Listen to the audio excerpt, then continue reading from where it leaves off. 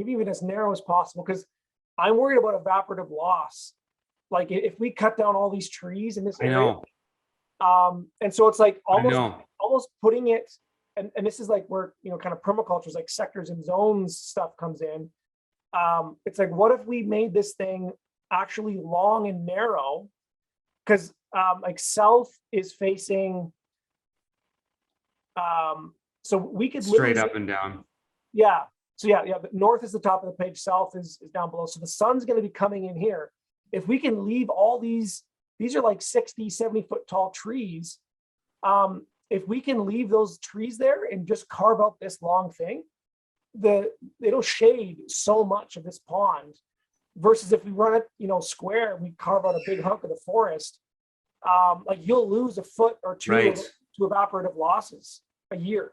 So you'll lose 50% of your Right. pond. Right. And so Yeah.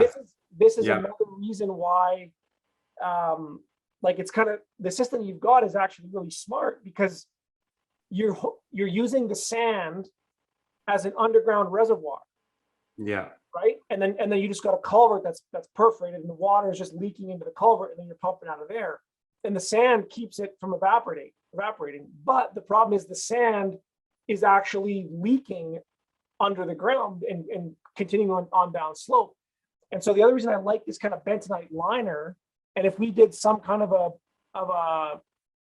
like a long, narrow liner like this is actually, it's like an in-ground swale, right? So like if this whole thing is lined, and it's not very deep, but any of the water that's flowing subsurface above slope is going to flow down this valley, and it's going to hit that impenetrable clay liner. And so like this dam should continue to fill up from the above ground, or sorry, the underground water that's moving through the site. You know what I mean? Like they're, you follow me there, Curtis? It can do that with the liner in there. Oh, for sure. Because Yeah, I am. I don't understand how. Well, I guess no. Sorry, Like... no, I'm wrong. In order to do that, we would have to leave it off the back side. Right. Yeah. But which maybe is not a good idea. So now, but okay, now here's another idea. Because I've seen this before. We could trench in weeping tile. So this elevation here is 1019, right? And we're going to go basically, call it 3 meters down, or sorry, 2 meters down. So we go up 319, 320, 321. We go up here, and we could put in, or maybe it's a little taller, but you could actually put in drainage tile, like the perforated pipe they put around basements. And you could put that into the ground if you needed to, and like use it as an underground collection pit, and then run it down slope so that it actually pumped out over the top of your clay liner, and like stop the water from like flowing underneath that membrane. So it's the same way, like all these farmers all over the world are putting in this drainage tile to take that underground water and get it off their fields because it gets their plant roots wet. But we could use that tile opposite, and as the opposite, and actually lay it down this.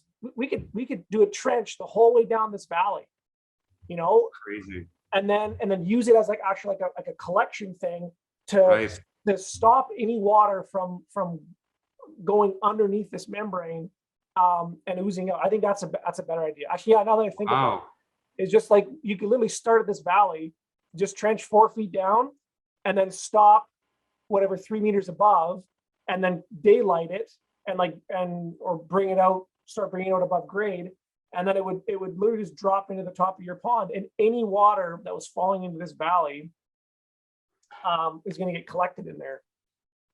And so that's 300 or 400 feet. I think that pipe's only $1 a foot, so you're like $500 for that big old pipe, like a 4-inch drainage tile. And that you could easily dig that. And which is all, it's the perforated stuff, right? Yeah, it's the perforated drainage tile. I think it's like $1 or $2 a foot. Yeah. So yeah, I think like $500 there. And then we do some, really good drainage to make sure that all this water flows in there. We build it so that the trees are going to shade it, and we can actually figure out like what the angle is, because your sun is probably going to be, I don't know what's your latitude here. You're 49, so you'll be like 65. The sun will be 65 degrees, so we can actually calculate how wide of a cut to make so that zero sun on the longest day of the year ever touches that pond.